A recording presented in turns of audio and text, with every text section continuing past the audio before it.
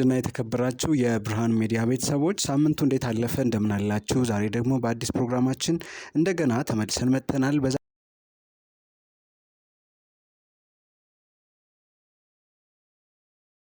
እንደምን ቆያችሁ ውድ የፕሮግራማችን ተከታታዮች። ዛሬ እንግዲህ በዓለም አቀፍና በሀገር አቀፍ ደረጃ የተሰሙ አዳዲስ ዜናዎችን ለእናንተ ማቅረብ እንሞክራለን። ከዜናዎቹ ጋር አብራችሁ እንድቆዩ ከወዲሁ ጋብዛለሁ። በዋና ዋናዎቹ ዜናዎችን ስንመለከት በዛሬው ዕለት እንግዲህ በበርካታ የትስስር ገጾች ላይ መነጋገሪያ የነበረው ዋናው ዜና የቱርክ ፕሬዝዳንት ኤርዶጋን ለይፋዊ የስራ ጉብኝት አዲስ አበባ መግባታቸውን እንግዲህ በተለያዩ የዜና ምንጮች በጣም በርካታ ሰዎች ሲቀባበሉት ነበር። እንግዲህ መምጣታቸው ይፋ የሆኑት የቱርኩ ፕሬዝዳንት ሬሲፕ ታይብ ኤርዶጋን ዛሬ እንግዲህ ከብዙ ዓመታት በኋላ በቱርክ እና በኢትዮጵያ መካከል ካለው ወዳጅነት አንፃር እንግዲህ ከበርካታ ዓመታት በኋላ እንግዲህ ለይፋዊ ጉብኝት የመጡት ፕሬዝዳንት ሬሲፕ ታይብ ኤርዶጋን ናቸው። ኤርዶጋን እንግዲህ ወደ ኢትዮጵያ ከመድረሳቸው በፊት ከቱርክ ከመነሳታቸው ጀምሮ በርካታ ሚዲያዎች እንግዲህ መነጋገር አድርገዋቸው ነበር። ጠቅላይ ሚኒስትር ዶክተር አብይ አህመድም ፕሬዝዳንት ኤርዶጋንን እንኳን ወደ ምድረ ቀደምት ሀገር ኢትዮጵያ እንኳን በደህና መጡ በማለት ማህበራዊ ትስስር ገጻቸው መልእክታቸውን ገልጸዋል። የሁለትዮሽ ይፋዊ የስራ ጉብኝት ልውውጦች በሁለቱ ሀገራት መካከል ያለውን ጥልቅ የአጋርነት ጥንካሬ እንደሚያንጸባርቅም ዶክተር አብይ በመልእክታቸው አስፍረዋል።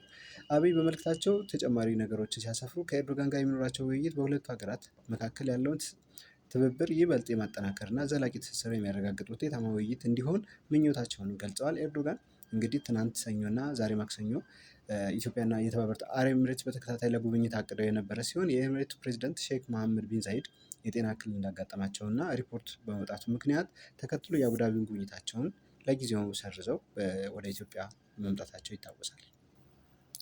ወደ ሌላኛው ዜናችን ስናልፍ እንግዲህ ዛሬ ደግሞ በጣም አበይት ጉዳይ ሆኖ በተለያዩ የትስስር ገጾች እንዲሁ ሲዘዋወር የነበረው እና በጣም አሳዛኝ ዜና ሆኖ የተመለከትነው በጋሞ ዞን በተከሰተ ግጭት የ15 ሰዎች ሕይወት አልፏል ይላል። በደቡብ ኢትዮጵያ ክልል ጋሞ ዞን አርባ ምንጭ ዙሪያ ወረዳ በተቀሰቀሰ ግጭት እንግዲህ የ15 ሰዎች ሕይወት ማለፉ ተነግሯል። ነዋሪዎችና የአካባቢው የህዝብ ተወካዮች ምክር ቤት አካባቢን የወከሉ የተወካዮች ምክር ቤት አባልም እንደዚሁ ጉዳዩን እውነት መሆኑን አረጋግጠዋል። ነዋሪዎቹ እና የምክር ቤት አባሉ እንዳሉት ሰዎች የተገደሉት ከትናንት በስቲያ እሁድ እና ትናንት ሰኞ በወረዳው ዘይሴ ወዘቃ እና ዘይሴ ደንበሌ በተባሉ ቀበሌዎች ውስጥ በተቀሰቀሰ ግጭት ነው ብለዋል። አንድ ለደህንነታቸው ሲሉ ስማቸው እንዳይጠቀስ የፈለጉ አንድ የአካባቢው ነዋሪ የዘይሴ ደንበሌ ቀበሌ ነዋሪ ናቸው። ሰውየው ግጭቱ ከትናንት በስቲያ እሁድ 10 ሰዓት ላይ ነው የተከሰተው ይላሉ እና እስከ ትናንትና ሰኞ ቀትር ድረስ መቀጠሉንም እንዲሁ ነዋሪው ለዶይቼ ቬለ አረጋግጠዋል። በፖሊስ አጀባ ተሽከርካሪ ተጭነው በቀበሌው በማለፍ ላይ የነበሩ የጋሞ ዞን የጸጥታ አባላት ላይ ድንጋይ ተወርውሮብናል በሚል የወረወረውን ሰው ለመያዝ ወደ መንደሮች መግባታቸውን የጠቀሱት እኚህ የቀበሌው ነዋሪ የጸጥታ አካላት እንግዲህ በየቤቱ መጀመራቸውን ተከትሎ ነው ግጭቱ ተቀሰቀሰ የተባለው። የጸጥታ አባላቱ በመንደሩ ላይ በከፈቱት ተኩስም እንግዲህ ወላጅ አባታችንን ጨምሮ 5 ሰዎች ሕይወታቸው አልፏል ብለዋል። እኚህ የዛ ቀበሌ ነዋሪ ማለት ነው። የዘይሴ ምርጫ ክልልን በመወከል የህዝብ ተወካዮች ምክር ቤት አባል የሆኑት አቶ አብርሃም አሞሼ የጸጥታ አባላቱ በቀበሌያቱ ከፈቱት በተባለው ተኩስ በዘይሴ ወዘቃ ቀበሌ 7 እና በዘይሴ ደንበሌ ቀበሌ ደግሞ 8 ሰዎች መገደላቸውን ተናግረዋል።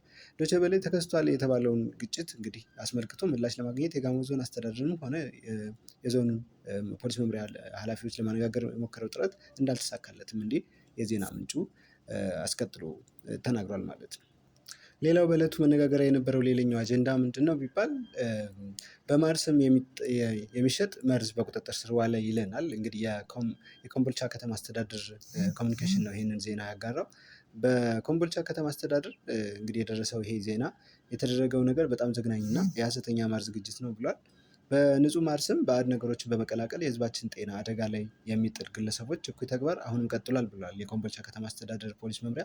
በኮምቦልቻ ከተማ ፖሊስ የተደረሰበት መረጃ ማንኛውም ሸማቾች ክፉኛ የሚያስደነግጥ ሆኗል። ድርጊቱ የተፈጸመው በኮምቦልቻ ከተማ ቦርከና ክፍለ ከተማ ቁጠባ ቀበሌ ወይም ልዩ ስሙ አዲስ ዓለም ሰፈር ሲሆን አንድ ግለሰብ በመኖሪያ ቤቱ ውስጥ የሐሰተኛ ማር ፋብሪካ ዘርግቶ ሲሰራ እጅ ከፈንጅ ተይዟል። ዝግጅቱ ጥቅም ላይ የዋለው አስደንጋጭ ግብዓቶችን ፖሊስ በቁጥጥር ስር በዋላቸው መረጃ መሰረት ነው እንግዲህ ይላል።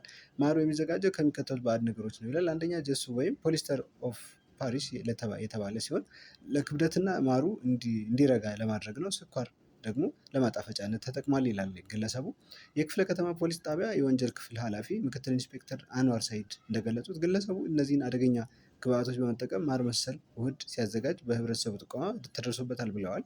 በአሁኑ ሰዓት ተጠርጣሪው በቁጥጥር ስር ውሎ ምርመራ እየተጣራበት ይገኛል። ለህብረተሰቡ የቀረበው ጥሪ ደግሞ ምን ይላል?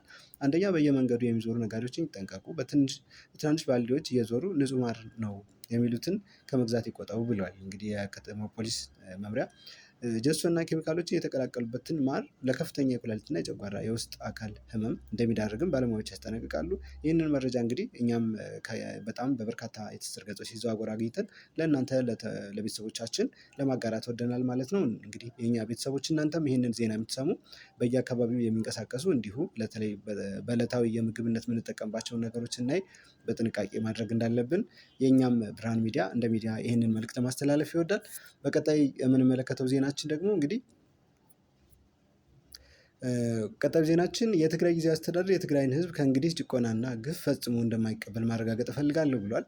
ጊዜያዊ አስተዳደሩ ይህንን ያለው ብሔራዊ አንድነት የራስን እድል በራስ የመወሰን መብት ለማረጋገጥ በሚል መሪ ቃል የሚከበረውን ህወሓት የትጥቅ ትግል የጀመረበትን 51ኛ ዓመት በዓል አስመልክቶ እንግዲህ ዛሬ ባወጣው መግለጫ ነው ይህንን መልዕክት ያጋራው። ጊዜያዊ አስተዳደሩ ባለፉት 5 ዓመታት የትግራይ ህዝብ የታገለለት ሰላምና በትግሉ የገነባውን ፌዴራላዊ ስርዓት አደጋ ላይ ወድቋል ብለዋል።